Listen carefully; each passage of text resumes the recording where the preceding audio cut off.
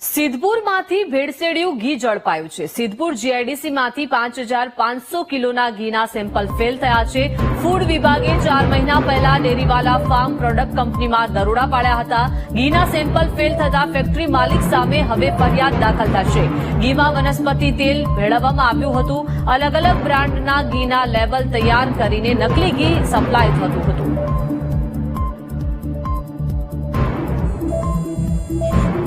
તો સિદ્ધપુરમાંથી ભેળસેળિયું ઘી ઝડપાયું હતું। 4 મહિના પહેલા દરોડા પાડવામાં આવ્યા હતા ફૂડ વિભાગ દ્વારા અને હવે આ સેમ્પલ આવ્યા છે। સિદ્ધપુર જીઆઈડીસીમાંથી 5500 કિલોના ઘીના સેમ્પલ આખરે ફેલ થયા છે। ફૂડ વિભાગે 4 મહિના પહેલા ડેરીવાલા ફાર્મ પ્રોડક્ટ કંપનીમાં દરોડા પાડ્યા હતા અને આ સમગ્ર સેમ્પલ ફેલ થયા છે।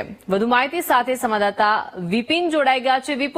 વિપિન, જે રીતે સિદ્ધપુર જીઆઈડીસીમાંથી 5500 કિલોના ઘીના સેમ્પલ 4 મહિના પહેલા લેવાયા હતા ફૂડ વિભાગ દ્વારા, હવે તે સેમ્પલ ફેલ થયા છે। બિલકુલ, જીઆઈડીસીમાં ઓગસ્ટ મહિનાના અંદર જે ફૂડ વિભાગે રેડ કરી હતી તે દરમિયાન 5500 કિલો ઘી જેટલું પકડાયું હતું। ત્યારબાદ જે તેના માલિક હતા તે પણ તે જગ્યાથી ફરાર હતા। એક વ્યક્તિ જે હતા તેને લઈને સમગ્ર જે પૂછપરછ કરવામાં આવી હતી અને જે ઘીના સેમ્પલ લેવામાં આવ્યા હતા। ત્યારબાદ હવે 4 મહિના બાદ હવે જે સેમ્પલ છે તે ફેલ થયા છે। તેમાં એવું મળવામાં આવ્યું છે કે જે વેજીટેબલ ઓઇલ છે તેનું પ્રમાણ એના અંદર મિલાવટ કરવામાં આવતી હતી। હવે ડેરી ફાર્મ પ્રોડક્ટ નામની જે કંપની છે તેના માલિક ઉપર હવે ફરિયાદ કરવામાં આવશે અને આગળની કાર્યવાહી કરવામાં આવશે।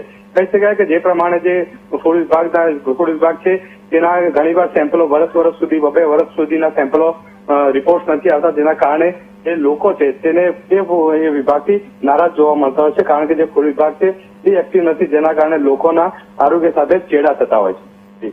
જી આભાર વિપિન, વિગત આપવા બદલ।